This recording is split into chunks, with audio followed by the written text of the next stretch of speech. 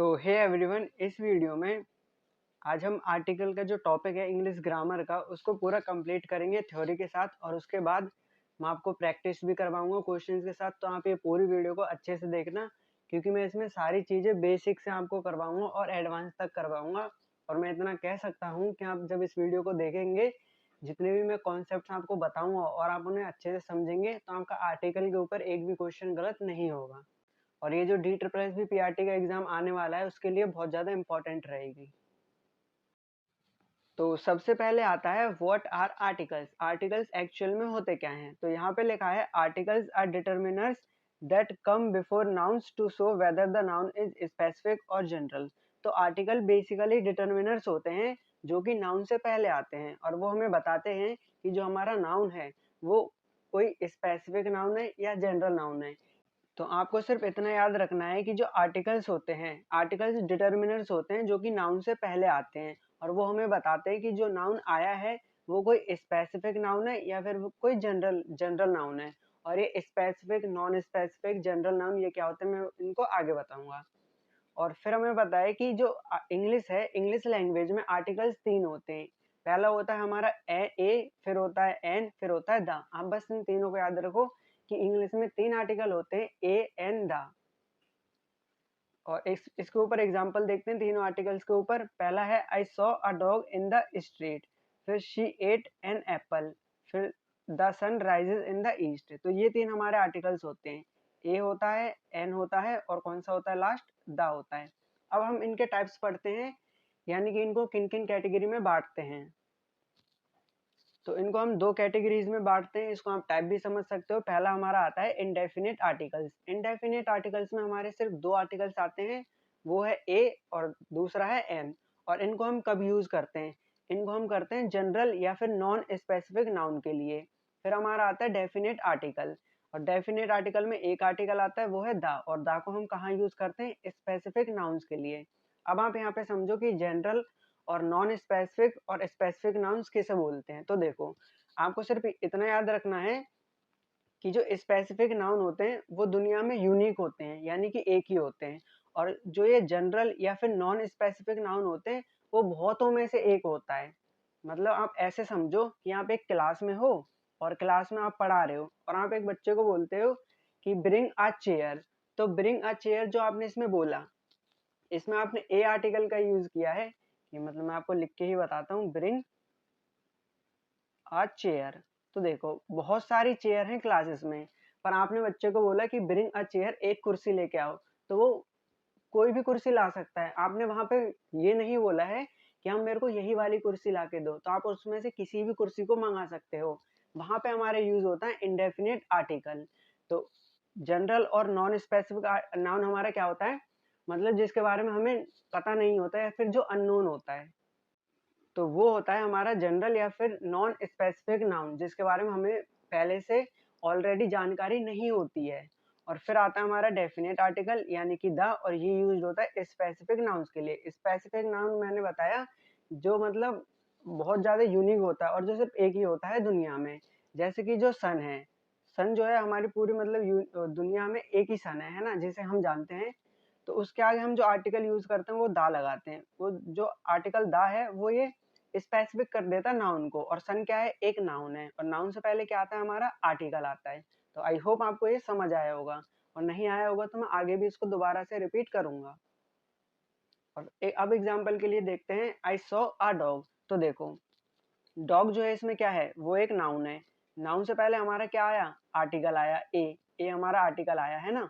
और अब देखो, इसमें हमने आई सॉ अ डॉग, तो मैंने एक कुत्ते को देखा। इसमें ये नहीं है कि मैंने किसी स्पेसिफिक कुत्ते को देखा, मतलब बहुत सारे कुत्ते थे उनमें से किसी एक को देख लिया है। तो यहाँ पे मतलब एनी डॉग, कोई सा भी डॉग। और इसमें यहाँ पे स्पेसिफिक नहीं था।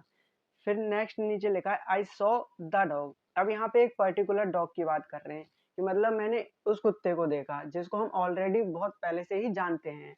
तो ये होता है पर्टिकुलर। और वो जो दूसरा था वो होता है स्पेसिफिक, जनरल या फिर नॉन स्पेसिफिक। तो आई होप समझिए। पर एक बात याद रखना, स्पेसिफिक और पर्टिकुलर का मतलब एक ही होता है, और नॉट नॉन स्पेसिफिक और जनरल का मतलब भी एक ही होता है। फिर हमारा अब हम पढ़ते हैं इंडेफिनिट आर्टिकल्स और ये कहाँ कहाँ पे यूज होते हैं। इंडेफिनिट आर्टिकल्स में मैंने आपको बताया था सिर्फ दो ही आर्टिकल आते हैं, ए और an. Used when we talk about something और जनरल और mention for the first time. तो देखो इंडेफिनिट आर्टिकल्स ए और एन ये कब यूज होते हैं, ये उसको हम जब यूज करते हैं जब हमें कोई जनरल कोई चीज हमें जनरल में बोलनी हो, या फिर हम पहली बार उसके बारे में बात करते हैं। याद रखना है शब्द को, पहली बार जो फर्स्ट टाइम मेंशन करी जाती है। एग्जाम्पल के लिए हमारे पास है I saw a boy in the market, मैंने मार्केट में एक लड़के को देखा। तो यहाँ पे भी क्या हुआ, ये जो आर्टिकल है इंडेफिनिट है, और इंडेफिनिट हम किसके लिए यूज करते हैं, जो नॉट स्पेसिफिक होता है या नॉन स्पेसिफिक जो होता है। तो यहाँ पे जो हमारा लड़का है वो हमें पता नहीं था कि वो कौन सा लड़का है, हमने बस एक लड़के को देखा, और वो लड़का क्या है, पर्टिकुलर नहीं है, स्पेसिफिक नहीं है। फिर यहाँ पे अब देखो यहाँ पे लिखा है जो बॉय है वो कोई स्पेसिफिक नहीं है, और जब स्पेसिफिक कोई भी नाउन नहीं होता है, बॉय क्या होता है, नाउन होता है, और ये स्पेसिफिक नहीं है, तो हम कौन सा आर्टिकल यूज करते हैं, ए या एन। और ए या एन कौन से होते हैं, इंडेफिनिट आर्टिकल होते हैं। तो आई होप आपको समझ आ रहा होगा। अब हम डिफरेंस करते हैं कि ए और एन में क्या डिफरेंस है, ये बहुत जरूरी है, इसको ध्यान से सुनना। तो the choice between A and N depends on the sound of the word that follows, not the spelling.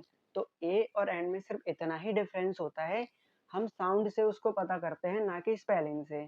बहुत इजी है। जो हमारा आर्टिकल A है ना, अगर किसी वर्ड वर्ड से हमें कॉन्सोनेंट साउंड आ रहा है, और कॉन्सोनेंट साउंड क्या होते हैं अगर किसी को नहीं पता तो वो भी मैं बता देता हूँ। कॉन्सोनेंट वो होते हैं ए ई आई ओ यू को छोड़कर जितने भी अल्फाबेट्स हैं वो सारे हमारे होते हैं कॉन्सोनेंट साउंड। और जब हम ए ई आई ओ की सिर्फ स्पेसिफिक बात करें, सिर्फ इन 5 वॉवल्स की, तो ये होते हैं हमारे वॉवल साउंड, और वॉवल साउंड के लिए हम क्या यूज करते हैं, एन। अब इसको एग्जांपल के साथ भी समझाता हूँ। तो अब सबसे पहले हम देखेंगे use of an. I hope आपको ये समझ आ गया होगा कि ए और एन के बीच क्या डिफरेंस होता है। ए और एन के बीच बस इतना सा ही डिफरेंस होता है कि ए जो है वो कॉन्सोनेंट साउंड के साथ, कॉन्सोनेंट साउंड जब आता है किसी वर्ड से तब लगाते हैं, और एन कब लगाते हैं, एन लगाते हैं जब वॉवल साउंड्स का हो। और ये भी आपको समझ आ गया होगा कि जो इंडेफिनिट आर्टिकल्स हैं वो कहाँ पे यूज होते हैं, जब हम किसी चीज की जनरली बात करते हैं, या फिर फर्स्ट टाइम जो मेंशन होता है उस जगह पे हम इंडेफिनिट आर्टिकल्स को यूज करते हैं। अब हम देखेंगे यूज ऑफ ए। जो ए आर्टिकल है is used before words beginning with consonant sound, मतलब अगर किसी शब्द में, किसी वर्ड में कॉन्सोनेंट साउंड आ रहा है तो हम वहां पे जो आर्टिकल यूज करेंगे वो करेंगे ए। एग्जाम्पल के लिए देखो ए बॉय, बी जो है वो एक कॉन्सोनेंट है, और इससे जो साउंड आ रहा है वो भी हमारा कॉन्सोनेंट साउंड ही आ रहा है, तो इसलिए बॉय के साथ हम कौन सा आर्टिकल यूज करेंगे, ए। और अभी हमने जस्ट शुरू शुरू वाले पन्ने में पढ़ा था कि जो नाउन से पहले जो आते हैं वो क्या होते हैं, आर्टिकल्स होते हैं। तो बॉय से पहले यानी नाउन, नाउन से पहले आर्टिकल, फिर अ कार, फिर ए टीचर, फिर लास्ट में हमारा ए डॉग। तो ये सभी जो हैं ये कॉन्सोनेंट साउंड्स के साथ शुरू हो रहे हैं, इसलिए हम इनके साथ कौन सा आर्टिकल यूज करेंगे, आर्टिकल ए। एग्जाम्पल के लिए ही इज अ टीचर, उसके जैसे बहुत टीचर्स हैं पर वो उनमें से एक टीचर है, और ये हमें यहाँ पे नॉन स्पेसिफिक है, यानी पर्टिकुलर नहीं है। यानी हम जिस टीचर को जानते हैं वो कोई पर्टिकुलर नहीं है, यहाँ पे नॉट स्पेसिफिक है, तो इसलिए आर्टिकल कौन सा आया, ए। और क्योंकि यहाँ पे कॉन्सोनेंट साउंड आ रहा है तो इसलिए आर्टिकल भी कौन सा आएगा, a. Then use of an. अब एन, तो एन जो है, अब ऑब्वियस सी बात है जब ए को हम कॉन्सोनेंट साउंड के साथ यूज करते हैं तो जो एन आर्टिकल है उसको हम वॉवल साउंड से पहले शुरू करते हैं। अब देखो एन एप्पल, एप्पल में ए ई आई ओ यू, इसका जहां भी साउंड आता है उससे पहले जो आर्टिकल यूज होता है वो होता है हमारा एन। और एग्जाम्पल के लिए an apple, an elephant, an umbrella, an engineer. और एग्जाम्पल सेंटेंस के लिए शी एट एन एप्पल, उसने एक एप्पल खाया। और इसमें हमें पता है कि एक तो हमारे वॉवल का साउंड आ रहा है एप्पल में, और यहाँ पे भी स्पेसिफिक नहीं है कि कौन सा एप्पल खाया है, सिर्फ इतना पता है कि बहुत सारे एप्पल होते हैं उनमें से एक एप्पल खाया है। और फिर है इम्पोर्टेंट साउंड रूल। तो अब साउंड रूल के बारे में बात करते हैं। हमें हमेशा फोकस करना साउंड पे, ना कि स्पेलिंग में। अब जैसे एग्जांपल, ये जो आर लिखा है इसको इसको हम आर पढ़ते हैं क्योंकि इसमें जो एच है वो क्या होता है, साइलेंट होता है। तो इसीलिए अब क्योंकि आर है, हमें वॉवल की साउंड आ रही है, तो इसलिए कौन सा आर्टिकल यूज होगा, एन आर्टिकल। तो hour, an hour, H is silent. फिर ऑनेस्ट, ऑनेस्ट इसको हॉनेस्ट नहीं बोलते, इसमें भी एच क्या होता है, साइलेंट होता है। तो कौन सा आर्टिकल आएगा, एन आर्टिकल आएगा। फिर है एयर, इसको हेयर नहीं बोलते, इसको एयर बोलते हैं, और इसमें भी क्या है, वॉवल साउंड है, तो इसमें भी एन आर्टिकल आएगा। फिर आती है देखो यूनिवर्सिटी। अब जो यूनिवर्सिटी है इसमें यू का साउंड आ रहा है, यू का। अब आप बोलो, अब कुछ बच्चों को यहाँ पे डाउट आएगा कि सर यू भी तो वॉवल का ही साउंड होता है, जैसे ए ई आई ओ यू। पर आप ये देखो कि सबसे पहले वाई से शुरू होता है, और वाई क्या है, वाई हमारा वॉवल नहीं होता, हमारा कॉन्सोनेंट साउंड होता है। इसीलिए यूनिवर्सिटी के साथ हम जो आर्टिकल यूज करते हैं वो ए यूनिवर्सिटी यूज करते हैं। आई होप आपका ये डाउट क्लियर हुआ होगा। फिर यूरोपियन। अब यूरोपियन में देखो यू आ रहा है, पर यू कौन सा वाला आ रहा है, वाई वाई साउंड का जो यू है वो आ रहा है, ना कि सिर्फ यू वाला यू आ रहा है। तो यूरोपियन के साथ भी कौन सा article, A article. Then use of indefinite articles. अब हम देखते हैं कहाँ कहाँ पे इनका यूज होता है, फिर इसके बाद हम दा का यूज देखेंगे। तो यूज ऑफ इंडेफिनिट आर्टिकल्स, और इंडेफिनिट आर्टिकल्स कौन से होते हैं, दो होते हैं, ए और एन। तो सबसे पहले जब किसी भी चीज को पहली बार मेंशन किया जाता है, when something is mentioned for the first time, यानी किसी भी चीज के बारे में पहली बार बात करी जाती है, तब वहां पे हम इंडेफिनिट आर्टिकल्स को यूज करते हैं। एग्जाम्पल के लिए, आई saw a dog in the street, मैंने स्ट्रीट में एक डॉग को देखा। तो मैंने एक डॉग को देखा, कोई स्पेसिफिक नहीं था, या फिर वो हमारे जानने में नहीं था, वो नॉन डॉग नहीं था कि हम उसको पहले से जानते थे। अगर पहले से जानते होते तो वो क्या हो जाता, स्पेसिफिक हो जाता, और स्पेसिफिक के लिए द। फिर देखो, फिर बाद में क्या आता है, बाद में आया है द डॉग वॉज बार्किंग। अब यहाँ पे आप समझो कि द क्यों आया है, और क्यों यहाँ पे द ही आएगा। वो इसलिए आएगा क्योंकि देखो, सबसे पहले तो हमने एक डॉग को देखा स्ट्रीट में, फिर हमने देखा कि जो डॉग था वो बार्क कर रहा था। अब वो हमारा मतलब नोन हो गया, अब हमने उसको जान लिया कि अब मतलब वो पर्टिकुलर हो गया ना वो डॉग, हमने उसको जान लिया कि हाँ, हमने पहले तो उसको देखा, फिर हम उसको जान गए, और फिर हमने देखा कि वो बार्क कर रहा था। तो इसीलिए अब यहाँ पे डॉग के साथ क्या आएगा, द आएगा। तो आई होप आपको ये भी क्लियर हो गया होगा। अब फिर प्रोफेशंस के साथ, और एग्जाम्पल के लिए, he is a doctor, she is a teacher, my brother is an engineer. और इंजीनियर क्योंकि देखो इसमें वॉवल साउंड है तो इसलिए एन, और जहाँ पे कॉन्सोनेंट साउंड है वहां पे टीचर। अब ऐसे शब्दों के साथ जिसका मीनिंग हमें वन देता है, मतलब एक के मीनिंग में जो आती है। एग्जाम्पल के लिए, आई बॉट अ पेन, मैंने एक पेन खरीदा। आई बॉट अ पेन का मतलब मैंने बहुत सारे पेन होते हैं उनमें से एक को खरीदा, पर वो पर्टिकुलर नहीं था कि मैंने कौन सा खरीदा, तो इसलिए आर्टिकल ए आएगा। फिर सी हैज अ कार, उसके पास एक कार है। Then exclamatory sentences, exclamatory sentences तो बहुत इजी होते हैं जिनमें ये एक्सक्लेमेशन का मार्क लगा रहता है। तो what a beautiful day, then what a smart boy. और फिर आता है क्वांटिफायर्स। क्वांटिफायर्स क्या होता है, आप पहले वो समझो। क्वांटिफायर्स कुछ नहीं होता, बस इतना होता है, क्वांटिफायर्स उन शब्दों को बोलते हैं जो नाउन की क्वांटिटी बताते हैं, बस इतना याद रखो आप। एग्जाम्पल के लिए, a few, a little, a lot of. Example sentence है इसका, I have a few friends, मेरे पास कुछ ही दोस्त हैं। तो I have a few friends, few के साथ क्या है, फ्यू एक क्वांटिफायर है, तो उसके साथ कौन सा आर्टिकल आता है, इंडेफिनिट आर्टिकल्स आते हैं, और उनमें से भी साउंड हम चेक करते हैं। तो फा फा जो है वो कॉन्सोनेंट साउंड है, इसलिए आर्टिकल ए आएगा। अगर यहाँ पे वॉवल साउंड होता तो हम एन आर्टिकल का यूज करते हैं। अब आता है हमारा डेफिनेट आर्टिकल। तो डेफिनेट आर्टिकल बस एक ही होता है, द। अब द का कहाँ कहाँ यूज होता है, देखो, the is used when the noun is specific और known to the speaker and the listener. अब आप इसको ऐसे समझो, देखो, आप क्लास में बच्चों को पढ़ा रहे हो, और आपने एक बच्चे से कहा कि क्लोज द डोर, आपने बोला क्लोज द डोर, लिख देता हूँ मैं एक बार, हाँ यहीं पे लिखा है, आपने बोला क्लोज द डोर। तो उस बच्चे को बोला आपने, और आपको भी पता है कि आपकी जो क्लास है उसमें सिर्फ एक ही दरवाजा है, और वो आप उस दरवाजे को आप भी जानते हो और बच्चा भी जानता है। तो सबसे पहले वो हो गया स्पेसिफिक, फिर हो गया वो नोन, मतलब आपको उस दरवाजे के बारे में पता है और बच्चे को भी पता है। तो बच्चा जो है यहाँ पे लिसनर हो जाता है, और आप जो है स्पीकर, यानी आप उसे कमांड दे रहे हो कि क्लोज द डोर, दरवाजे को बंद कर दो। तो वहां हम यूज करते हैं आर्टिकल द, मतलब जहां भी कोई भी चीज स्पेसिफिक होती है या नोन होती है, स्पीकर और लिसनर दोनों के लिए, और दोनों से जानते हैं, वहां पे हम जो आर्टिकल यूज करेंगे वो करेंगे क्लोज द डोर। फिर उसके बाद है next example, I saw the boy who won the race. मैंने उस लड़के को देखा जिसने रेस को जीता था। तो यहाँ पे मैं उस लड़के को ऑलरेडी जानता हूँ, और जिस चीज को हम ऑलरेडी जानते हैं यानी स्पेसिफिक होता है या नोन होता है, और उसके लिए कौन सा आर्टिकल यूज करते हैं, डेफिनेट आर्टिकल द का यूज करते हैं। अब हम पढ़ेंगे यूजेस ऑफ द। तो when the noun is already known, अभी मैंने पीछे बता दिया कि जब नाउन को हम ऑलरेडी जानते हैं तो कौन सा आर्टिकल यूज करते हैं, वो है आर्टिकल द, और जिसको कौन सी कैटेगरी में हम रखते हैं, डेफिनेट आर्टिकल। एग्जाम्पल के लिए आई सॉ अ डॉग। अब देखो इसमें आई सॉ अ डॉग, यहाँ पे जो आर्टिकल यूज हुआ है वो डॉग यानी नाउन से पहले आया है और नाउन के लिए यूज हुआ है, तो यहाँ पे ये इंडेफिनेट है। और इंडेफिनेट में भी कौन सा है, ए है। एक इसलिए है क्योंकि डॉग में कौन सा साउंड है, कॉन्सोनेंट साउंड है। यहाँ पे हम किसी पर्टिकुलर डॉग की बात नहीं कर रहे हैं, यहाँ पे नॉट स्पेसिफिक आर्टिकल है, इसलिए आर्टिकल ए। और कौन सी कैटेगरी का, इंडेफिनेट का। फिर उसके बाद the dog was barking loudly, तो जो कुत्ता है वो बार्क कर रहा था बहुत तेजी तेजी से, है ना।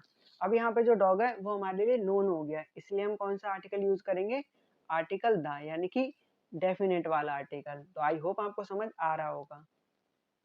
Then next question with unique things. अब जो आर्टिकल द है इसको हम यूनिक थिंग्स के साथ भी यूज करते हैं। Used with things that are only one in the world, जो कि मतलब दुनिया में यूनिक है और सिर्फ एक ही है। एग्जाम्पल के लिए the sun, the moon, the earth, the sky. और sentence, the sun rises in the east. देखो ईस्ट के साथ भी द लगा है, वो इसलिए लगा है क्योंकि ईस्ट जो है वो एक ही डायरेक्शन है दुनिया में, दूसरी कोई ईस्ट डायरेक्शन नहीं होती। सन भी क्या है, इकलौता है। तो इसलिए कौन सा आर्टिकल, दा वाला। और दा वाला किस कैटेगरी का है, डेफिनेट वाला।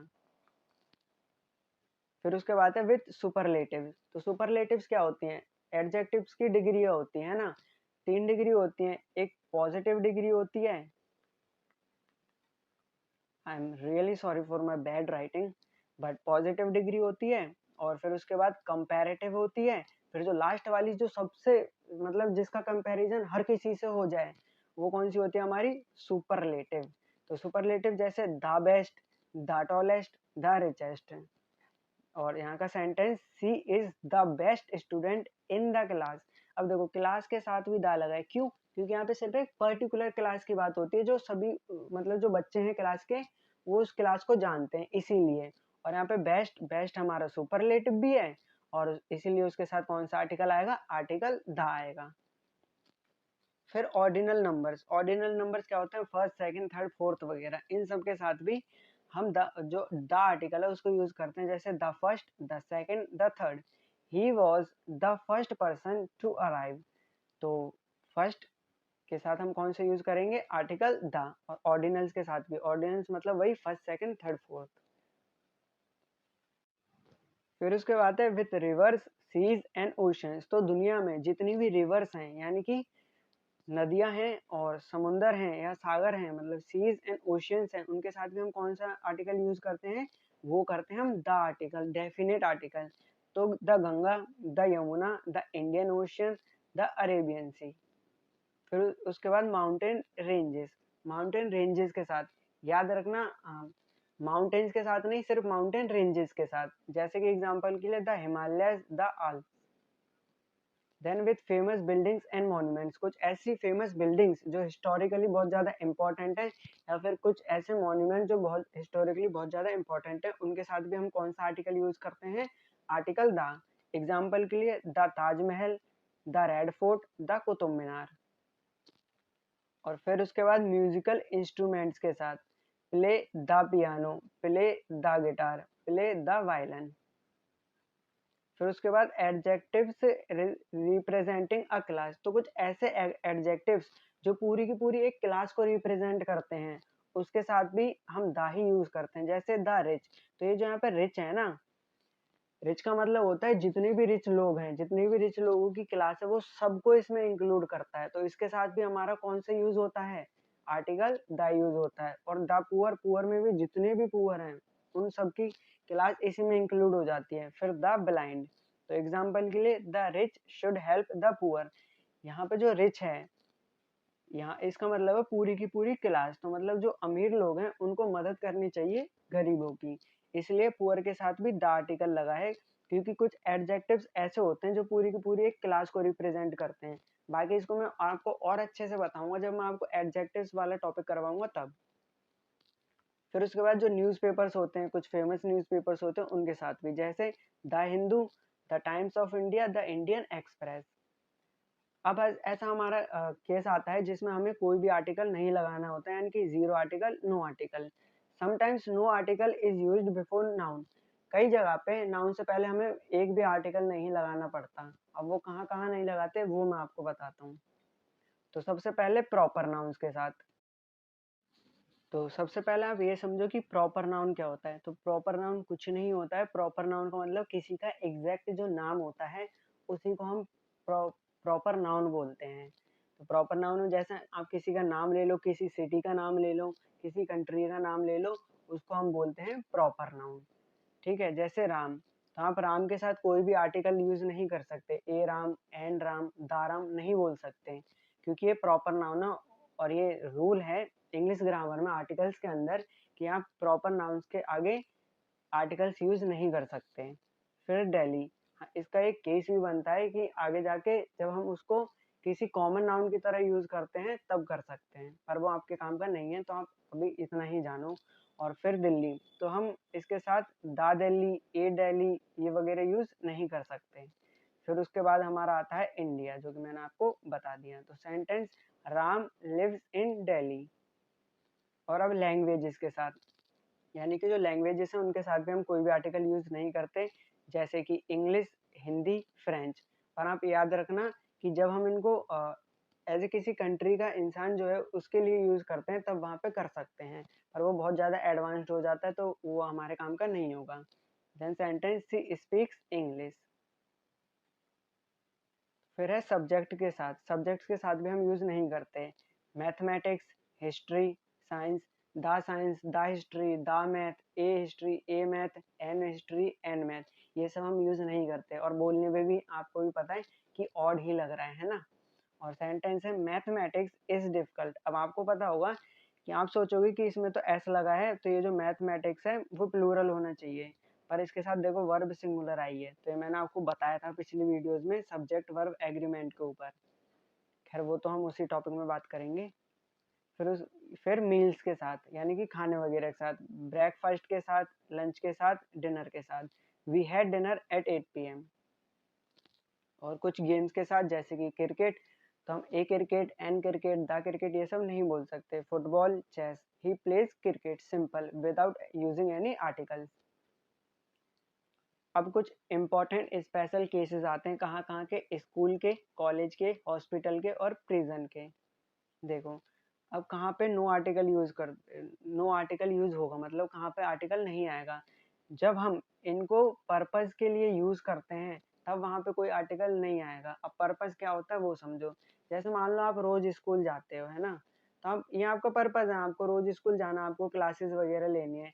ऐसी जगह पे जब हम स्कूल वगैरह या किसी इंस्टीट्यूशन में हम जाते हैं और वहाँ हम रोज जाते हैं और वहाँ पे हमारा कोई पर्पस होता है कि हम किस लिए जाते हैं, कोई उद्देश्य होता है, वहाँ पे हम आर्टिकल यूज नहीं कर सकते। हाँ, वैसे अगर अलग से जाएं किसी और पर्पस की वजह से, तब वहाँ पे हम आर्टिकल यूज करते हैं। एग्जाम्पल के लिए, he goes to school, she is in the hospital, but when referring to the building, the is used. जब हम किसी और पर्पस के लिए बिल्डिंग के सेंस में हम जाते हैं, उसको बिल्डिंग के सेंस में रेफर करता है, तब हम जो आर्टिकल यूज करते हैं वो डेफिनेट आर्टिकल द यूज करते हैं। जैसे ही विजिटेड द स्कूल, वो स्कूल गया।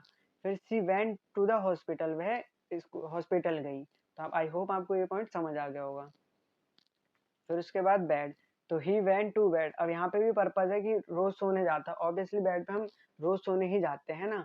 But he set on the bed, तो यहाँ पे दूसरा पर्पज हो गया, वो बेड पे बैठ गया है। अब देखो कुछ ट्रिक कि आपको कैसे पहचानना है कहाँ पे कौन सा आर्टिकल लगेगा, कहाँ पे कौन सा आर्टिकल नहीं लगेगा। पर आई होप मैंने जो भी आपको पीछे बताया वो आपके समझ तो आया ही होगा, पर फिर भी मैं आपको बता देता हूँ। अगर देखो नाउन स्पेसिफिक है तो डायरेक्ट द, अगर नाउन स्पेसिफिक नहीं है तो हम साउंड को पहले चेक करेंगे। अगर वॉवल साउंड आता है तो एन आर्टिकल यूज करेंगे, अगर कॉन्सोनेंट साउंड आता है तो हम ए आर्टिकल यूज करेंगे।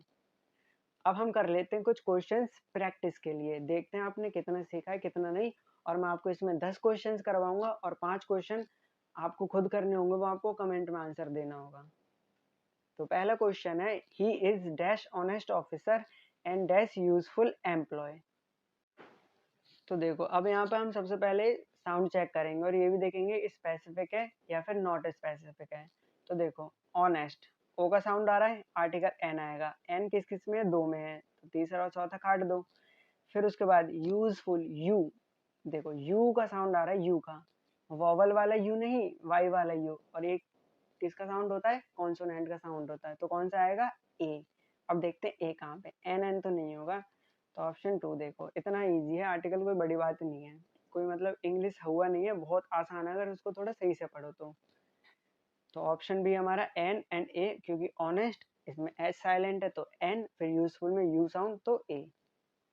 फिर question 2, she bought dash orange and dash banana from the shop, orange, O, O का साउंड आ रहा है, ए E I O you, O, N आएगा है ना। फिर बनाना, कॉन्सोनेंट साउंड, ए, तो एंड ए, एन इसमें ए, ऑप्शन ए, बाकी सब गलत। तो option A orange vowel sound an, और बनाना में consonant sound A. Then question 3, he is dash European historian and dash expert in medieval history. देखो यूरोपियन के साथ कौन सा साउंड है, यू, कौन सा आर्टिकल, ए, फिर and expert, A E I O U, vowel sound an, तो ए और एन, यहाँ पे आएगा ए, यहाँ पे आएगा एन, ए और एन, ऑप्शन भी हमारा करेक्ट, बाकी के गलत हो जाएंगे। Then question 4, she waited for dash hour and then spoke to dash manager। देखो आर आ रहा है, इसमें कौन सा साउंड है, आ क्या होता है, वॉवल साउंड, वॉवल साउंड के लिए कौन सा आर्टिकल, इंडेफिनेट आर्टिकल, इंडेफिनेट में से भी कौन सा, एन वाला।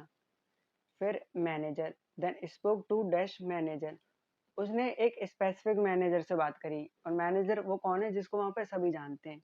जब डेफिनेट होता है तो डेफिनेट आर्टिकल कौन सा आता है, द, तो एंड द, ऑप्शन बी। ये गलत, ये गलत, ये गलत, option B and the R silent है, एन स्पेसिफिक पर्सन, द।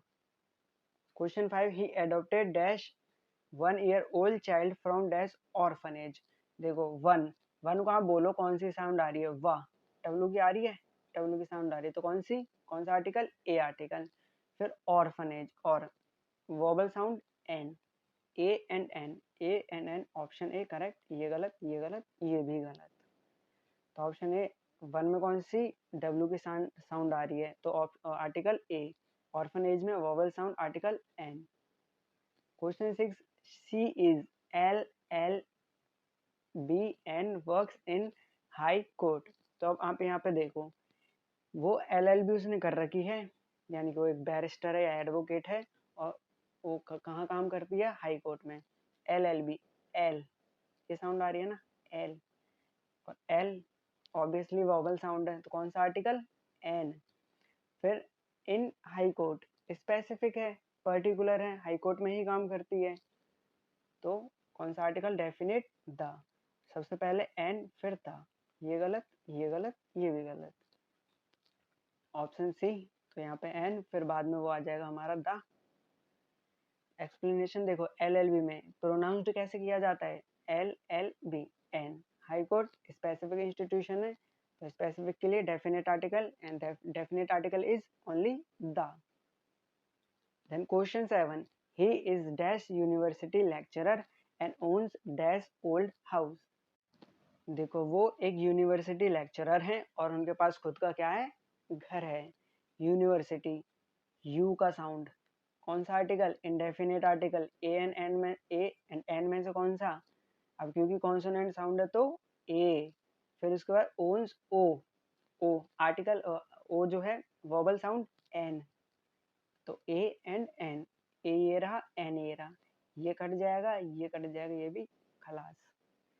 फिर उसके बाद ऑप्शन मतलब हमारा करेक्ट है ए एंड एन। एक्सप्लेनेशन मैंने बता दी, यूनिवर्सिटी में यू साउंड है तो ए आएगा, ओल्ड में वॉवल साउंड है तो क्या आएगा, एन। फिर question 8, she met M P and discussed dash important issue. तो देखो एमपी में कौन सा साउंड है, वॉवल साउंड है। वॉवल साउंड के लिए an, M E E, vowel sound an, दोनों जगह एन और an, option A. She is an MP and discussed an important issue. A an खत्म, ये भी खत्म, ये भी खत्म, तो उसका वैसे आंसर यही होगा, ठीक है। Then question 9, he bought dash umbrella and dash uniform. तो अम्ब्रेला, कौन सा साउंड, वॉवल साउंड। और वॉवल साउंड के लिए कौन सा article, indefinite article. Indefinite article में भी इसी कौन सा, वॉवल साउंड वाला, एन यू, यू यूनिफॉर्म। तो देखो कौन सा साउंड आ रहा है, वाई यू वाला, यू, नॉट ओनली यू में वॉवल वाला नहीं आ रहा, कॉन्सोनेंट वाला आ रहा है, तो कौन सा, ए। तो एंड और ए, एंड और ए, ऑप्शन ए। ये गलत, ये गलत, ये भी गलत, तो option A and A. Explanation, umbrella में वॉबल साउंड एंड यूनिफॉर्म में देखो यू वाला साउंड, कॉन्सोनेंट वाला साउंड, और कॉन्सोनेंट वाला साउंड जहां भी आ गया वहां कौन सा आर्टिकल होगा, ए। फिर question 10, she is dash heir to dash large property. Heir, इसको क्या पढ़ते हैं, ईयर, और इसमें कौन सा साउंड है, वॉबल साउंड है, तो एन। फिर उसके बाद टू डैश लार्ज प्रॉपर्टी, क्या ये स्पेसिफिक है, नहीं है, कॉन्सोनेंट साउंड है, तो कौन सा आएगा, ए। एन और ए, ऑप्शन ए करेक्ट है, ये गलत, ये गलत, ये भी गलत, तो ऑप्शन ए एयर, एयर साउंड है, एन आएगा। और लार्ज प्रॉपर्टी है तो जनरल रेफरेंस है, तो इसके लिए ए आएगा। अब क्वेश्चन 11, इसको आप पढ़ लेना, इसका जवाब आप कमेंट में दोगे एंड आई होप आप आंसर कर दोगे। तो क्वेश्चन 12 भी करना है, 13 भी करना है, 14 भी करना है एंड 15 भी करना है। एंड आई होप आपको समझ आया होगा एटलीस्ट थोड़ा बहुत। अगर नहीं आया होगा तो आप जो भी डाउट है आपका वो कमेंट में कर देना, या फिर टेलीग्राम पे मेरे को बता देना, मैं आपको बता दूंगा कोई सा भी जो भी आपका डाउट होगा। और अभी क्लास वैसे खत्म हुई नहीं है, क्योंकि इसके बाद हम इंग्लिश के 20 क्वेश्चंस और प्रैक्टिस करेंगे, जो कि आपकी DSSS के लिए बहुत ज़्यादा इंपॉर्टेंट है। और जो क्वेश्चन करवाऊंगा वो आपके जो रिसेंट पेपर्स हो रहे हैं फरवरी में जो हुए हैं उनके क्वेश्चन हैं। तो शुरू करते हैं। देखो अब हम करेंगे top 20 questions for DSSS PRT 2026। ये बेस्ड किस पे है, ये रीसेंट पेपर्स पे बेस्ड है, जिसको DSSS ने 2025 और 26 के एग्जाम्स में लिए हैं। और इसमें मैंने हर टॉपिक को इंक्लूड किया है, ग्रामर का कोई भी टॉपिक हो, सब टॉपिक्स को इंक्लूड किया है। और क्योंकि इसी पैटर्न पर आपके क्वेश्चंस आ रहे हैं तो इसलिए आपके लिए क्या है, इम्पोर्टेंट है। तो पहला क्वेश्चन है, select the most appropriate adjective to fill in the blank. और क्वेश्चन है, his answers are always dash brief and to the point. देखो अब यहाँ पे लॉजिक लगाना है हमें। यहाँ पे हमें दिया गया है, हमें एडजेक्टिव भरना है, और हमें ऑलरेडी दिया गया है कि इसके जो आंसर्स हैं वो हमेशा कैसे होते हैं, ब्रीफ होते हैं एंड टू द पॉइंट होते हैं। तो जो जब भी कोई चीज़ ब्रीफ होती है, टू द पॉइंट होती है, तो उसके लिए हम कौन सा वर्ड यूज करते हैं, ऑप्शंस देखते हैं। क्या लेंदी करेंगे, लेंदी करेंगे तो कैसे उसके आंसर्स ब्रीफ हो जाएंगे, नहीं होगा ना। और एलाबोरेट, एलाबोरेट भी कैसे हो जाएगा, डिटेल्ड कैसे देना है जब ब्रीफ है, तो जब शॉर्ट में आंसर देना है तो हम डिटेल कैसे दे सकते हैं, तो इसके अपोजिट हो गए ना। तो ऑप्शन डी कॉन्साइज। क्यों, कॉन्साइज का मतलब क्या होता है, कॉन्साइज का मतलब होता है कोई भी चीज शॉर्ट में, ब्रीफ में और एग्जैक्टली टू द पॉइंट, उसको बोलते हैं कॉन्साइज। तो ऑप्शन डी हमारे यहाँ पे करेक्ट है, ऑप्शन 4 कॉन्साइज करेक्ट है। और ये जो फ्रेज दिया गया था हमें, brief and to the point, ये ऑलरेडी हमें बता रहा था कि कोई चीज है वो शॉर्ट और क्लियर है। और जो वर्ड है कॉन्साइज, इसका ऑलरेडी मतलब होता है कि जो भी आइडियाज हैं उनको क्लियरली तरीके से थोड़े से ही शब्दों में एक्सप्रेस करना, ताकि वो क्लियरली समझ आ जाए। इसलिए जो करेक्ट आंसर कौन सा होगा, वो होगा कॉन्साइज। फिर next question, select the grammatically correct sentence. अब हमें ग्रामेटिकली करेक्ट सेंटेंस को बताना है। तो पहला जो ऑप्शन है, she feels happily about the news. तो देखो सी सही है, यहाँ पे प्रोनाउन सही है, वर्ब भी सही है, पर वर्ब के बाद जो हैप्पीली है वो गलत है। क्यों, क्योंकि फील्स के बाद हमें यहाँ पे एडजेक्टिव चाहिए, और हैप्पीली क्या होता है, एडवर्ब होता है। यहाँ पे हमें हैप्पी चाहिए होता कि she feels happy about the news, तो पहला गलत है। He is the most smartest student in the class, यहाँ पे ये बहुत मतलब एडजेक्टिव का बहुत क्लासिकल एरर है, क्यों है कि देखो मोस्ट भी लिखा है, स्मार्टेस्ट भी लिखा है, तो दो दो एक मतलब दो दो जो सुपरलेटिव डिग्रीज होती है वो एक साथ नहीं आती, तो इसलिए ये भी गलत हो जाएगा। The flowers smell beautifully in the garden, ये भी गलत है। यहाँ पे ब्यूटीफुली लिखा है, हमें यहाँ पे एडवर्ब नहीं, यहाँ पे हमें क्या चाहिए, एडजेक्टिव चाहिए, इसीलिए तो ऑप्शन ए जो फोर्थ है वही हमारा करेक्ट है। और एक और चीज, ये जो यूनिक है ना, ये अपने साथ कोई भी सुपरलेटिव डिग्री नहीं लेता है। कई बार एग्जाम में क्या करते हैं एग्जामिनर, कई बार इसको एरर बनाने के लिए इसके सामने मोस्ट लगा देते हैं कि this is the most unique. तो जो मोस्ट यूनिक के साथ कोई भी एडजेक्टिव नहीं आता, मतलब एडजेक्टिव कोई भी नहीं आएगा इसके साथ और कोई भी डिग्री नहीं आएगी, तो आप इसको याद रखना। तो ऑप्शन 4 हमारा करेक्ट है। और बाकी के ऑप्शंस क्यों गलत हैं वो मैंने आपको बता दिया। Then question third, sentences of a paragraph are given below in jumbled order. Arrange them in the correct order. कुछ हमें एक सेंटेंस को, एक पैराग्राफ के सेंटेंसेस दिए गए हैं जम्बल्ड ऑर्डर में और हमें उन्हें अरेंज करना है एक करेक्ट ऑर्डर में। तो हम इसमें क्या करेंगे, वही करेंगे। सबसे पहले सब्जेक्ट देखेंगे, फिर उसके बारे में क्या वर्ब है और उसके बारे में क्या आगे हमें जो भी एक्स्ट्रा इन्फॉर्मेशन है उसके बारे में। तो पहले पढ़ते हैं। ही डिसाइडेड, ये हमारा सब्जेक्ट बन सकता है क्योंकि प्रोनाउन आया है।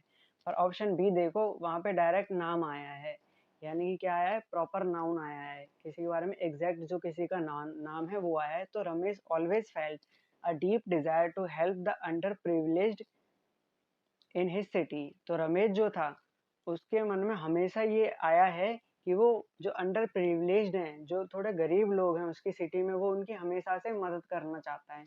तो हमें क्लियर, मतलब जो हमारा मेन आइडिया है वो हमें मिल गया है। तो सबसे पहले हम उठाएंगे टू वाले को, यानी ऑप्शन बी को। और देखो सारे ही ऑप्शन बी से शुरू होते हैं। फिर उसके बाद तो अब हमें इतना पता चल गया कि जो रमेश है उसके मन में हमेशा से ये इच्छा थी, ये डिजायर था कि वो हमेशा से गरीब लोगों की मदद करना चाहता अपनी सिटी में। फिर उसके बाद हम देखेंगे कि उसने इसके लिए क्या स्टेप लिया, क्या उठाया है ना। जब वो गरीब करना चाह रहा है लोगों की, तो ऑब्वियसली वो कोई स्टेप उठाएगा, एक दिन में तो होगा नहीं। तो अब देखते हैं। He decided to quit his job and dedicate his time to social work. उसने डिसाइड किया कि वो अपनी जॉब छोड़ देगा और अपना जो उसका टाइम है वो सोशल वर्क में बिताएगा। हमें लग रहा है कि ये हो सकता है, पर उससे पहले हम बाकी का ऑप्शन देखते हैं, डी वाला देखते हैं। इनिशियली, शुरुआत में, he started by volunteering at local shelters during weekend.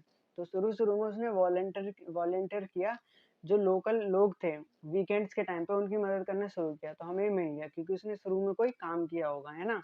तो बी के बाद हमारा डी आएगा। अब उसके बाद देखते हैं। फिर he decided to quit his job, फिर उसने डिसाइड कर लिया कि हाँ अब मुझे जॉब छोड़नी है क्योंकि तभी मैं आगे का जो सोशल वर्क है उसको मैं कर पाऊंगा। तो उसके बाद हमारा डी आ सकता है। तो बी डी ए देखो कहाँ पे है, इसमें नहीं है, इसमें नहीं है, इसमें भी नहीं है, तो ये ऑप्शन बी। और लास्ट वाले देख लेते हैं, सी।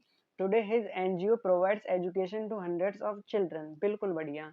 और आज उसने मतलब इतना सब किया, तो इसीलिए आज उसका जो एनजीओ है वो बहुत बच्चों को, मतलब हजारों बच्चों को वो एजुकेशन प्रोवाइड करते हैं फ्री में। तो बी डी ए सी। तो ऑप्शन 2 बी डी ए सी हमारा करेक्ट है। तो मैंने बता दिया कि कैसे कैसे करना है और क्या क्या स्टेप्स होते हैं ऐसे क्वेश्चंस को सॉल्व करने के। फिर क्वेश्चन 4, हमें प्रोवर्ब का मतलब बताना होता है। Too many cooks spoil the broth. तो अब आप ही सोचो कि एक काम है, अगर उसको बहुत सारे लोग कर रहे हैं और छोटा सा ही वो काम है, एक इंसान करेगा तब भी हो जाएगा, तो क्या होगा, वो काम जो है वो खराब हो जाएगा। तो उसी के लिए जो प्रोवर्ब बना है वो है too many cooks spoil the broth. तो option telling secrets to many people can strain relationships नहीं होगा। It is better to hire expert to do complicated task, ये भी नहीं होगा। Cooperation is a key to completing a task successfully, ये भी नहीं होगा। ऑप्शन 4, मतलब कि अगर बहुत ज्यादा लोग ट्राई कर रहे हैं किसी काम को करने का, तो प्रोबेबली ये है, चांस ये है कि वो उसको खराब कर देंगे। तो ऑप्शन 4 हमारा करेक्ट है। Then question 5, select the option that will improve the underline part of the sentence despite the challenges. Challenges के बाद भी Pradeep and Menka worth while the strong bond they had built as a couple. तो प्रदीप और जो मेनका थे, worth while का मतलब होता है किसी ऐसी चीज में टाइम देना, एफर्ट लगाना या मेहनत करना जिससे फायदा मिले। तो प्रदीप और मेनका ने जो उनका बॉन्ड था उसको स्ट्रॉन्ग बनाने के लिए एफर्ट दिया, जो कि जब वो कपल थे तब वो बिल्ड हुआ था उनका बॉन्ड जो है। तो क्या होगा इसके लिए, एक ऑप्शन कौन सा सही होगा? क्या एस्टीम्ड होगा? नहीं। इलाइट होगा? ये भी नहीं होगा। कलेक्टिबल होगा? ये भी नहीं होगा। ये होगा ऑप्शन 4 चेरिस्ड। मतलब कि उन्होंने विश्वास किया और उसको चेरिस्ड किया, उसको संभाल के रखा, उसकी उसको उसकी केयर करी, इसलिए उनको संभाल के रखा, इसलिए उनका जो रिश्ता है, उनका जो बॉन्ड है वो अच्छा है। तो ऑप्शन 4 चेरिश, चेरिश का मतलब होता है वैल्यूड और loved deeply. It correctly expresses that they valued their strong bond, मतलब कि उन्होंने उनका जो स्ट्रॉन्ग बॉन्ड था उसकी वैल्यू करी और उसको सही रखने के लिए उन्होंने मेहनत भी करी, एफर्ट्स भी लगाए। नेक्स्ट क्वेश्चन है sentences of a paragraph are given below in jumbled order, arrange them correctly. फिर से हमें कुछ सेंटेंस दिए गए हैं, उनको हमें करेक्ट ऑर्डर में लगाना है। तो पढ़ते हैं, पहले हम अपना सेंटेंस या कहाँ से वो शुरू होता है, उसका मेन आइडिया क्या है उसको देखेंगे। तो पहला है as the Saudi currency the riyal is pegged to the dollar the cost of oil would be calculated in dollar terms however. However से शुरू नहीं होगा हमारा सब्जेक्ट, हाउएवर से भी नहीं होगा। अब देखते हैं option fourth. After 50 years, Saudi Arabia has decided to accept currencies other than the dollar for oil। तो 50 सालों के बाद, मतलब आफ्टर 50 ईयर्स, 50 साल के बाद सऊदी अरेबिया जो है उसने डिसाइड कर लिया है कि वो ऑयल के लिए यानी तेल के लिए दूसरी जो करेंसीज हैं उनको भी एक्सेप्ट करेगी। तो डी हमारे यहाँ पे बैठ जाएगा। तो सबसे पहले हम डी से शुरू करते हैं। ऑप्शंस मैंने अगली स्लाइड में रखे हैं क्योंकि यहाँ पे बहुत बड़ा हो जाता। फिर उसके बाद क्या हो सकता है, as the Saudi currency the riyal is peg to the dollar. जैसे ही अब क्योंकि जो सऊदी सऊदी की करेंसी है रियाल, सऊदी अरब की कौन सी करेंसी है? रियाल है। वो पैक्ड होगी डॉलर के साथ। पैक्ड का मतलब होता है अपनी कंट्री की जो करेंसी होती है ना उसको किसी और दूसरी कंट्री की करेंसी के साथ फिक्स्ड कर देना, फिक्स्ड रेट पे कर देना, उसको बोलते हैं currency pegged. The cost of oil would be calculated in dollar terms. तो मतलब जो कॉस्ट होगा ऑयल का, यानी कि जो ऑयल पे जितने भी पैसे लगेंगे उसको कौन से टर्म्स में कैलकुलेट करेंगे? डॉलर के टर्म, डॉलर जो है उसके टर्म्स में हम उसको कैलकुलेट करेंगे। तो डी के बाद ई आ जाएगा। फिर however even if India gets to pay for oil in rupees it may not result in major savings। मगर फिर भी अगर इंडिया पे करेगी ऑयल के लिए रुपीज में, यानी जो इंडिया की कंट्री है, तो हो सकता है जो उससे मेजर सेविंग्स ना हो पाए। तो ये भी हो जाएगा D A B. however it will have some other benefits over the longs। इसकी लेकिन फिर भी कुछ और बेनिफिट्स होंगे लॉन्ग टर्म में। तो डी ए बी सी ये बिल्कुल यहाँ पे करेक्ट बैठ जाएगा। अब दिखाता हूँ मैं आपको ऑप्शन। ऑप्शन है डी बी ए सी और हमने क्या लगाया था? D A B C. तो डी बी ए सी नहीं होगा, ए बी सी डी तो बिल्कुल नहीं होगा, ए बी डी सी भी नहीं होगा। ये होगा हमारा option fourth correct, D A B C. देखो डी ए बी सी। तो ऑप्शन 4 हमारा करेक्ट है। सेंटेंस डी जो है वो इंट्रोड्यूस करता है, मैंने बता दिया कि कैसे करते हैं ऐसे सेंटेंसेस को या क्वेश्चंस को। Select the most appropriate options to fill in the blanks. The invention of dash printing press revolutionized dash spread of knowledge।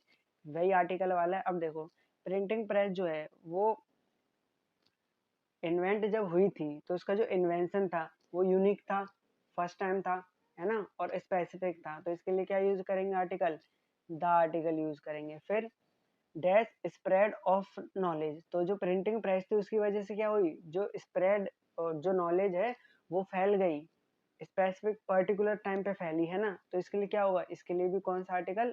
Article the, यानी कि डेफिनेट। तो option 3 article the end the होगा।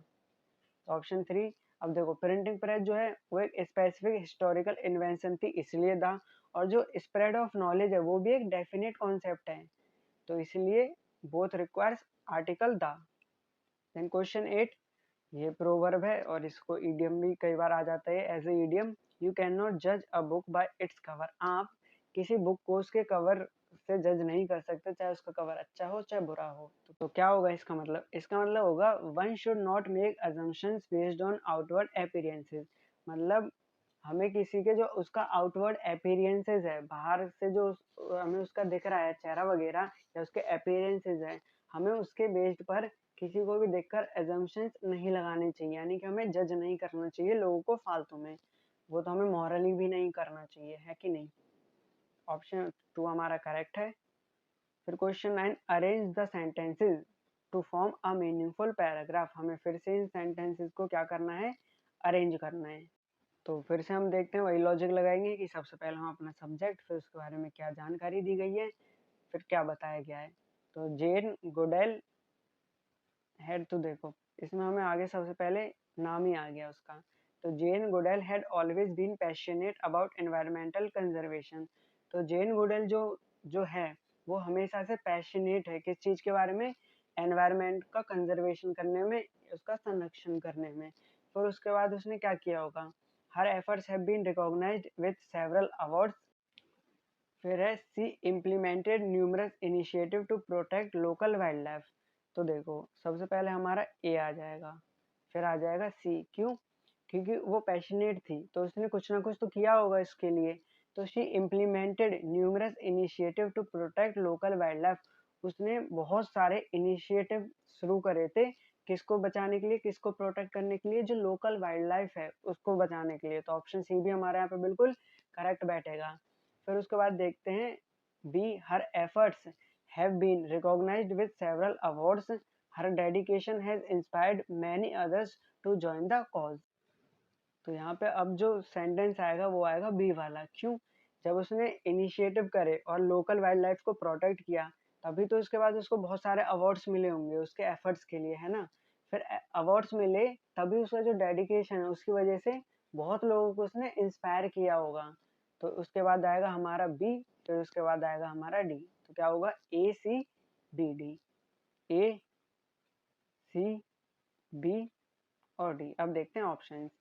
तो A C B D, D A B C, C A D B, B D C A. ये नहीं होगा, ये नहीं होगा, ये भी नहीं होगा। ऑप्शन होगा ए सी बी डी। तो ऑप्शन ए हमारा करेक्ट है, और मैंने आपको बता दिया कि क्यों करेक्ट है।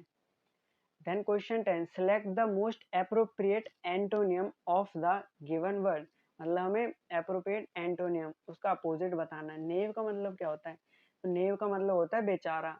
बेचारा इन द सेंस जिसको कोई भी एक्सपीरियंस नहीं रहता, जो नूब होता है, जो टाइरो होता है, उसको हम बोलते हैं नेव। अब इसका हमें बताना उल्टा। तो ऑब्वियसली बात है, जो किसी को कोई इनोसेंट है, उसको ज्यादा एक्सपीरियंस नहीं है, तो उसको हम इनएक्सपीरियंस्ड बोलेंगे, और इसका अपोजिट क्या होगा? एक्सपीरियंस्ड। तो अब हम देखते हैं ऑप्शंस। प्राइमेटिव, प्राइमेटिव नहीं होगा, इसका मतलब तो एंशियंट होता है वो होता है। टेरिबल, खतरनाक नहीं होगा। रेडियंट, चमकदार नहीं होगा। ये होगा सोफिस्टिकेटेड। क्यों? क्योंकि सोफिस्टिकेटेड का मतलब होता है कोई ऐसा इंसान जिसमें लाइफ के लिए बहुत सारे उसने एक्सपीरियंसेस ले रखे हों, और बहुत ज़्यादा मैच्योर होता हो, बहुत ज़्यादा एक्सपीरियंस उसने लाइफ में लिए हों, उसको बोलते हैं हम सोफिस्टिकेटेड। तो ऑप्शन 3 सोफिस्टिकेटेड। नेव मीन्स होता है इनएक्सपीरियंस्ड और सिंपल, बल्कि जो उसका जो अपोजिट होता है which is sophisticated meaning experienced and refined. Then question 11, dash is one of the most widely read books in dash. तो देखो मैंने बताया था कोई भी जो होली बुक वगैरह होती है उसके साथ हम कौन सा जो आर्टिकल है वो यूज करते हैं? Definite article the. तो इसमें इसमें दा नहीं है, इसमें पहले दा नहीं है, इन दोनों में अब देखते हैं क्या। अब देखो इन वर्ल्ड, दुनिया क्या है? एक ही दुनिया है। तो ये भी डेफिनेट हो गया, इसके लिए भी क्या यूज होगा? आर्टिकल दा। ये ये कट जाएगा, तो ऑप्शन 4 हमारा करेक्ट है। तो the Bible is one of the most widely read books in the world. तो ऑप्शन 4 हमारा करेक्ट है। Religious text like the Bible takes the article the word also request the definite article. Then next question, select the most appropriate antonym. इसमें भी हमें antonym बताना है। Option दिया हमारा इंसाइट। इंसाइट का मतलब क्या होता है? इंसाइट का मतलब होता है किसी को भड़का देना, और इसका जो अपोजिट होगा वो क्या होगा? क्या क्लिंज होगा? नहीं। बिलोंग होगा? नहीं। डिनाई होगा? डिनाई का मतलब तो रिफ्यूज करना होता है, ये नहीं होगा। इसका होगा काम। काम मतलब होता है शांत। इंसाइट मतलब बहुत ज्यादा गुस्सा होना, बहुत ज्यादा भड़क जाना, और उसी का अपोजिट काम, काम मतलब शांत रहना। इंसाइट मीन्स टू प्रोवोक और इंकरेज वायलेट इमोशंस, मतलब किसी को भड़का देना है, किसी को गुस्सा दिला देना। और इसका अपोजिट काम मीनिंग टू सूथ और रिड्यूस एजिटेशन, मतलब गुस्से को कम कर देना। The next question, one word substitution, a person who is excessively concerned with their health, जिसको मतलब अपनी हेल्थ के बारे में बहुत ज़्यादा कंसर्न रहता है, उसको लगता है ऐसा कि मुझे कोई बीमारी है, जबकि उसको एक्चुअल में कोई बीमारी होती नहीं है, तो उसको क्या बोलते हैं? क्या उसको मिसैंथ्रोप बोलते हैं? मिसैंथ्रोप नहीं बोलते हैं। मिसैंथ्रोप तो वो होता है जो मतलब ह्यूमन काइंड से हेट करता है। फिलैंथ्रोपिस्ट जो ह्यूमन काइंड को लव करता है। सैडिस्ट भी नहीं होगा, ये होगा हाइपोकॉन्ड्रियक। हाइपोकॉन्ड्रियक मतलब जो हेल्थ से रिलेटेड होता है, मतलब कोई ऐसा इंसान जो अपनी हेल्थ के बारे में बहुत ज़्यादा चिंता करता है, उसको लगता है कि वो बीमार है जबकि वो बीमार नहीं होता है तब भी। तो ऑप्शन है hypochondriac. Hypochondriac, a hypochondriac is someone who constantly worries about their health और believes they are ill even without medical evidence. Then question 14, इसमें भी हमें article we camped near dash Himalayas. तो देखो यहाँ पे जो हिमालयाज है वो क्या है, वो एक माउंटेन रेंज है। माउंटेन रेंज है, क्यों है? क्योंकि हिमालयस के अंदर बहुत सारे माउंटेन्स आते हैं। अगर यहाँ पे कोई माउंटेन का स्पेसिफिकली नाम लिखा होता है तब वहाँ पे हम नहीं लगाते कोई भी आर्टिकल। पर अब क्योंकि यहाँ पे माउंटेन रेंज है, और मैंने आपको शुरू शुरू में ही बताया था कि जब भी माउंटेन रेंज आती है तो उसके नाम क्या, उसका जो नाम आता है उसके सामने हम क्या लगाते हैं? आर्टिकल लगाते हैं। कौन सा आर्टिकल? डेफिनेट, द वाला article. And then took a flight over dash Arabian sea. अब देखो मैंने ये भी बताया था कि जब सी वगैरह का नाम आते हैं तब भी हम डेफिनेट आर्टिकल दा लगाते हैं, तो दोनों जगह क्या आएगा? दा और दा, दादा। तो ए नहीं होगा, दा एंड नहीं होगा, ए दा नहीं होगा, ये होगा दा एंड दा। तो the article, the article. Name of the mountain ranges and seas usually take which article? Definite article the. तो the Himalayas and the Arabian Sea. Then question 14. The teacher praised John's lazy efforts which showed his hard work. अब आप मेरे को बताओ, क्या कोई भी teacher अपने किसी स्टूडेंट के जो लेजी एफर्ट होते हैं, जो आलसीपना होता है, क्या उसको कभी वो अप्रिशिएट कर सकते हैं? क्या उसकी वजह से हमें उसका हार्ड वर्क दिख सकता है? बिल्कुल नहीं दिख सकता। क्यों? देखो एक जगह यहाँ पे लिखा है उसने हार्ड वर्क, जो लेजी एफर्ट्स हैं जॉन के, उससे वो हार्ड वर्क दिखाता है। क्या कोई आलसी होकर हार्ड वर्क कर सकता है? बिल्कुल नहीं कर सकता। तो इसी को हमें रेक्टिफाई करना है, तो इसका सही ऑप्शन हमें भरना है केयरलेस। क्या केयरलेस कोई हार्ड वर्क करता है? बिल्कुल नहीं। केयरलेस का मतलब होता है बिल्कुल लापरवाह। हार्श, हार्श मतलब होता है स्ट्रिक्ट हो जाना। डल मतलब भी लेजी होता है या बोरिंग होता है। ये होगा सिंसेयर, मतलब जो सिंसेरिटी से अपना काम करता है, मेहनत के साथ अपना काम करता है। तो जो करेक्ट सेंटेंस होगा वो ये होगा, the teacher praised John's sincere efforts which showed his hard work.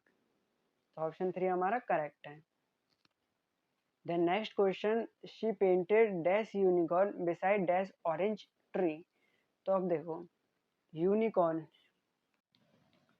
Unicorn में जो हमारा साउंड है वो यू का है, कॉन्सोनेंट साउंड है, तो कौन सा आर्टिकल यूज करेंगे हम? ए आर्टिकल। फिर है beside orange tree. Orange tree भी, ऑरेंज ट्री के नीचे, उसको पता है वो ऑरेंज ट्री है, और उसके नीचे उसने पेंट किया था यूनिकॉर्न को, तो वो जनरल सेंस में है। और जब जनरल सेंस में आती है तो वहां भी कौन सा आर्टिकल यूज करते हैं? Article a. तो ए और ए, ये गलत, ये गलत, ये भी गलत। तो ऑप्शन 4 हमारा करेक्ट है। Unicorn begins with consonant sound U, so we use a unicorn.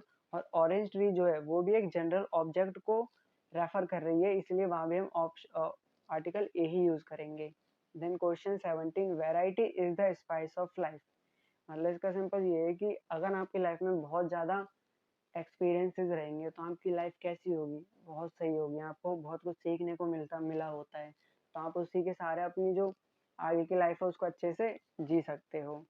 तो repetition is the key to happiness, नहीं। Simplicity is better than trying new things, बिल्कुल नहीं। Life is best when it's always the same, बिल्कुल भी नहीं। तो different experiences make life enjoyable, इसका मतलब होता है variety is the spice of life. तो ऑप्शन ए हमारा यहाँ पे करेक्ट है। Then question 18, a long speech by one person during a conversation that stops other people from speaking. तो एक ऐसी लॉन्ग स्पीच जिसको सिर्फ एक ही इंसान देता है ड्यूरिंग अ कन्वर्जेशन, जहाँ पे मतलब जो दूसरे लोग होते हैं उनको बोलने से रोक दिया जाता है या वो बोलते नहीं है। तो डायलॉग नहीं, डायलॉग तो दो लोगों के बीच जो बात होती है उसको बोलते हैं। एपिलॉग ये नहीं होगा, असाइड भी नहीं होगा, ये होगा मोनोलॉग। मोनो का मतलब वन होता है, तो इसलिए मोनोलॉग जब एक ही इंसान स्पीच दे रहा होता तो तब उसको सब सुनते हैं रिस्पेक्ट के साथ। तो मोनोलॉग मोनोलॉग क्या होती है? एक लॉन्ग स्पीच होती है जो एक पर्सन देता है without any interruption. And question 19, इसमें भी हमें पॉइंट हेयर मीन्स का मतलब बताना है। Arun's house is marked at this point on the map. Point here means का मतलब क्या है? मान लो आपके पास ऐसा कोई एक मैप है और यहाँ पे है आपकी दिल्ली, ठीक है, यहाँ पे आपकी दिल्ली मान लो, तो आपने इसको पॉइंट कर दिया, ये लो इसमें आपने पॉइंट लगा दिया, तो आप क्या बताना चाह रहे हो? ये बताना चाह रहे हो कि ना कि ये एक पर्टिकुलर प्लेस है या फिर एक कोई प्लेस है जहाँ पे आपको जाना है, या आपने मार्क करिए कि ये एक पर्टिकुलर प्लेस है और यहाँ पे वो जगह है। तो a taper sharp end an item detail और आइडिया एंड इलेक्ट्रिकल सॉकेट बिल्कुल नहीं होगा, यहाँ पे होगा ए पर्टिकुलर प्लेस और मूवमेंट। तो ऑप्शन 3। और मैप के कंटेक्स्ट में जो पॉइंट है उसका मतलब ही क्या होता है कि specific location. Then question 20, appropriate antonym of the given word. और जो वर्ड है वो है लैंड। लैंड का मतलब क्या होता है? देखो, एक LAND, इसका मतलब होता है जमीन, है ना, और एक होता है LEND जो ये हमें दे रखा है, इसका मतलब होता है किसी को पैसे उधार देना, थोड़े टाइम के लिए किसी को पैसे उधार देना। तो बाउंस नहीं होगा इसका एंटोनियम, क्लेम नहीं होगा, एक्सेप्ट नहीं होगा, ये होगा बोरो। बोरो का मतलब होता है पैसे उधार लेना और लैंड का मतलब पैसे उधार देना। तो आप इसको याद रखना। तो borrow lend means to give something temporary, किसी को मतलब टेम्पररी कोई चीज देना, एग्जांपल के लिए पैसे ही दे देना, जैसे आप अपने दोस्त को कुछ मनी लैंड करते हो। और इसका अपोजिट बोरो, जिसका मतलब टू टेक समथिंग टेम्पररी, उधार ले लेना, जैसे आप अपने दोस्त से क्या करते हो? पैसे उधार ले लेते हो। Then last question 21, Urmila's smile, हमें यहाँ पे भी एंटोनियम बताना है। Urmila's smile was as generous as the sunshine. और यहाँ पे देखो एक ग्रामर की चीज भी बताता हूँ। एज और एज जो है ना, तो क्वेश्चन है Urmila's smile was as generous as the sunshine, यानी उर्मिला की जो स्माइल थी वो इतनी ज्यादा जेनरस थी, मतलब सनशाइन की तरह खिली हुई थी। लाइटिंग अप द होम, मतलब घर को वो चमका देती थी, उसकी जो स्माइल थी। तो इसका अब हमें एंटोनियम किसका है? जेनरस का। तो क्या नम्ब होगा? नम्ब मतलब होता है सुन्न हो जाना। एम्यूज्ड मतलब होता है आश्चर्यचकित हो जाना। और फिर है फोर्थ क्यूरियस। क्यूरियस का मतलब होता है किसी चीज को जानने की इच्छा, जो इच्छुक जिसे बोलते हैं वो होता है क्यूरियस। तो यहाँ पे होगा ऑप्शन थर्ड, वो है सेल्फिश। तो option third selfish. Generous means kind and giving. और इसका अपोजिट है सेल्फिश, मतलब concern only with one's own interest, मतलब सिर्फ खुद से मतलब रखना, मतलबी होना। और जेनरस का मतलब काइंड, या जो मतलब बहुत ज्यादा अच्छा होता है। तो इस वीडियो में इतना ही, एंड आई होप आपको आर्टिकल्स भी समझ आए होंगे और जो क्वेश्चंस करवाए हैं वो भी समझ आए होंगे। अगर आपको वीडियो अच्छी लगी हो तो सब्सक्राइब कर देना, और आपकी जो भी वैल्यूएबल फीडबैक है वो आप कमेंट में बता देना। और अगर अभी भी किसी टॉपिक में डाउट है तो आप कमेंट करके हमें बता सकते हो। Till then take care, we will meet in the next video.